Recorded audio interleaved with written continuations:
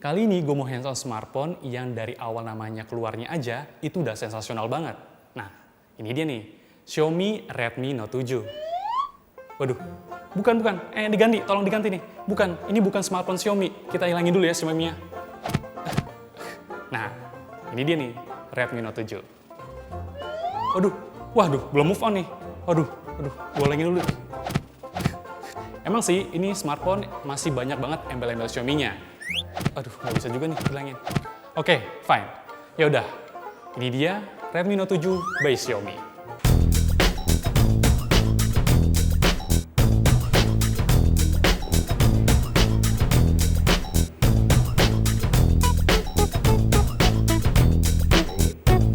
Redmi adalah salah satu sub-brand dari Xiaomi, sama kayak Pocophone. Kalau Pocophone khusus menggarap smartphone flagship murah. Nah, ini si Redmi fokus untuk produk di pasar smartphone murah kelas menengah ke bawah.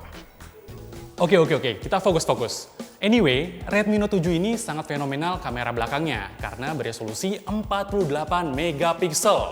Ya mungkin dengan 48 megapiksel lo bisa foto sekeren mungkin segede baliho. Secanggih apa smartphone dengan kamera belakang 48 megapiksel ini? Sesuai ekspektasi atau hanya PHP? Kayak hubungan gue main Tinder. Oke, kita lanjut unboxing boxnya. Nah, daripada penasaran, kita buka aja langsung. Nah, ini dia boxnya. Masih ada embel-embel Xiaomi-nya sih. Ini ada box lagi. Dalamnya ada SIM ejector, silicone case, sama buku panduan. Ini ada kabel data dan kabel charger. Ini keunggulannya nih, udah mendukung USB Type-C nih. Kepala chargernya juga udah dukung fast charging, jadi lo bisa ngecas dengan kecepatan tinggi.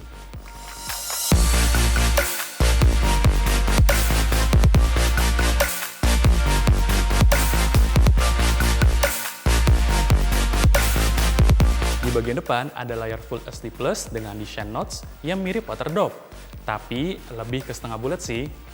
Layar ini udah pakai Corning Gorilla Glass 5. Saat siang dan di luar ruangan, lo masih bisa lihat layarnya dengan jelas dan baik, nggak remang-remang. Meskipun secara tampilan bezelnya masih tebel, so far gue cukup puas dengan layar ini. Puas buat nonton video dan puas buat main game. Warna layarnya masih oke, kecerahannya juga standar, dilihat dari berbagai sisi sih masih oke sih. Di bagian belakangnya, ini dilapisi oleh kaca. Dengeran kan? Tapi bukan kaca jendela, berat kalau itu. Nah, selain itu, bagian belakang juga dilapisi oleh Corning Gorilla Glass 5, jadi sudah anti gores. Nah, lapisan kaca ini buat Redmi Note 7 semakin mengkilap, lihat aja sendiri. Nah, beda juga Redmi sebelumnya ini pakai logam, jadi lebih menarik nih. Di belakang ini sih ada dual kamera belakang yang sedikit agak menonjol. Susunannya juga vertikal, masing-masing resolusinya 48 megapiksel dan 5 megapiksel. Nah, kalau di bagian atas smartphone-nya masih ada jack audio 3,5 mm supaya gampang lo dengerin lagu. Dan sensor infrarednya bisa lo pakai buat jadi remote TV atau juga remote AC. Untuk SIM card tray-nya dia masih hybrid, jadi lo punya dua pilihan. Mau pakai double SIM card tanpa tambahan micro SD atau satu SIM card dengan tambahan micro SD. Redmi Note 7 ini udah pakai sistem Android Pie dan antarmukanya MIUI 10 yang versi terbaru. Menurut gua kombinasinya itu enak banget. Gue juga udah coba pakai untuk beberapa aplikasi media sosial seperti baca berita di Kumparan atau nonton video YouTube Kumparan yang keren-keren. Semua berjalan dengan lancar, tampilannya juga asik. Apalagi saat lo berpindahan dari satu aplikasi ke aplikasi lainnya. Nah, pas gue main game, gue udah rasain juga nih. Untuk game PUBG Mobile, Redmi Note 7 ya standar smartphone kelas menengah ya. Apalagi udah pakai prosesor Snapdragon 660. Mainnya sih lancar, tapi harus di setting medium dan beberapa pengaturan yang harus disesuaikan ya. Tapi ini nggak masalah, gameplaynya masih enak dan juga nggak nge-lag. Bicara soal kemampuan baterainya, lo nggak usah ragukan lagi. Kapasitas 4000 mAh bisa bantu lo untuk pemakaian smartphone seharian. Pengisian dayanya pun juga cepat. Sekitar 2 jam dari 10% ke 100% pakai charger bawaan. Oke, kali ini kita bahas saja langsung fitur paling fenomenal dari smartphone ini. Redmi Note 7 punya 48 megapiksel sebagai kamera utama, kemudian satu lagi 5 megapiksel untuk depth sensor. Nah, menurut gua sih settingan standarnya udah oke, tapi apakah bener nih settingan maksimalnya udah 48 megapiksel? Ternyata belum, settingan standarnya cuma 12 megapiksel. Jadi kalau lo mau pakai resolusi 48 megapiksel, harus pindah ke bagian mode Pro. Katanya bisa beda begini karena pakai teknologi pixel binding yang membuat pixel menjadi besar. Nah, di mode Pro ini lo bisa juga atur shutter, ISO, dan white balance.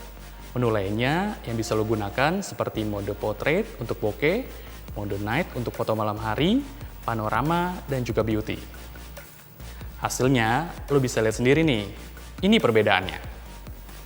Menurut gua, nggak terlalu jauh perbedaan antara foto yang pakai 48 megapiksel sama 12 megapiksel. Cuma, 48 megapiksel ini sedikit lebih terang dan detail. Ini hasil saat siang hari dengan kondisi cahaya yang cukup ya. Juara, nggak kalah kayak smartphone lain. Warna natural untuk kedua settingan nih.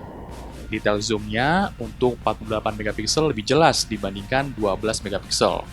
Kalau kecerahannya, warna untuk 48 megapiksel menang dibandingkan 12 megapiksel. Untuk malam hari, walaupun masih ada sedikit noise, tapi masih terbilang oke. Bisa lo lihat sendiri, juga hasilnya yang beda antara 12 megapiksel sama 48 megapiksel. Beda tipis. Hasil foto 48 megapiksel otomatis akan berukuran 4:3. Lo nggak bisa atur sesuai keinginan lo. Sementara kalau 12 megapiksel, lo bisa atur sendiri. Mau 4:3 atau 16:9. Kalau ini hasil bokehnya atau mode potret, menurut gue sih masih oke. Garis blurnya nggak terlalu halus memang, tapi masih enak dilihat. Ini hasil foto di siang hari ya. Ini foto bokeh pakai kamera belakang. Gimana menurut lo? Bagus kan? Hasilnya juga nggak kalah jauh dengan kamera depannya.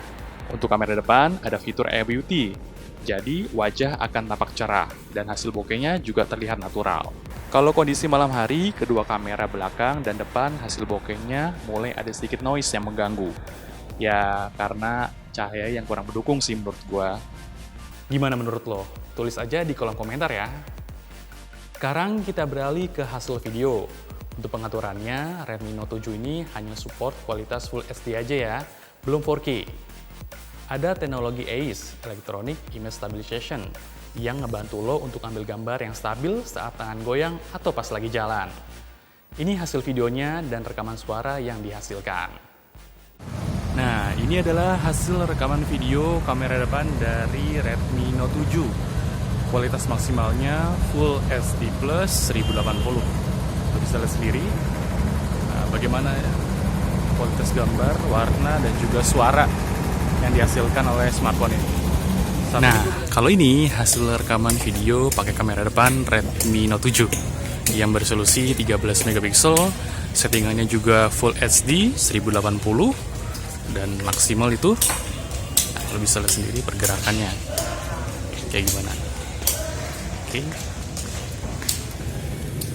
Ini dia ya hasil gambar rekaman video pakai Redmi Note 7 saat malam hari dengan kualitas Full HD 1080. Hasilnya standar ya, malah cenderung banyak noise di malam hari.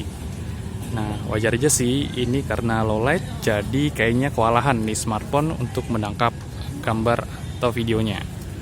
Oke, gue coba jalan. Kita lihat AIS-nya bekerja dengan baik atau enggak. Lu bisa nilai sendiri. Nah, ini gue lari, agak sedikit lari nih.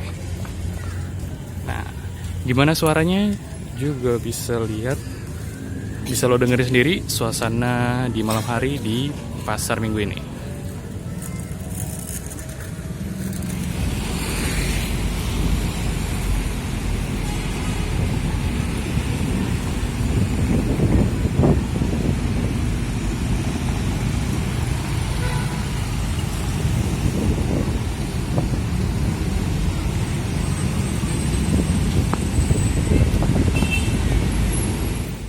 Dari pengalaman singkat gue pakai Redmi Note 7 ini, menurut gue smartphone ini udah oke banget nih. Cuma kalau Pocophone itu udah beda banget sama Xiaomi. Sementara si Redmi ini nih, lihat aja nih, masih banyak embel-embel Xiaomi-nya. Nah, Tuh, muncul lagi tulisan Xiaomi-nya. Redmi Note 7 patut diapresiasi karena membawa banyak pembaruan untuk seri Redmi Note. Gue suka warna belakangnya yang kekinian. Meski tata letaknya ya begitu-begitu aja deh, nggak ada perubahan. Sama ini bezelnya nih, masih terbilang tebal. Kalau soal daya tahan baterainya itu bagus banget, apalagi udah dukung USB Type-C. Ini kuat banget untuk seharian. Menurut gue yang sebagai jurnalis, ngebantu banget dalam performa baterainya. Jadi gue bisa nulis, teleponan, atau browsing di lapangan tanpa harus sering-sering ngecas. Apalagi udah pakai fast charging. So, smartphone ini cocok buat yang punya budget terbatas, tapi pengen juga punya HP dengan spesifikasi maksimal. Redmi Note 7 buat main game nih. Foto-fotonya juga terbilang cukup fungsional, terutama buat lo yang sering beraktivitas di luar ruangan dengan mobilitas tinggi.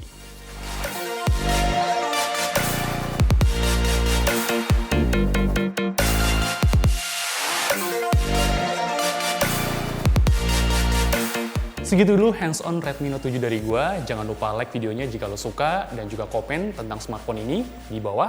Dan jangan lupa juga subscribe channel YouTube Kumparan dan baca artikel-artikel menarik di Kumparan Tech. Sampai jumpa!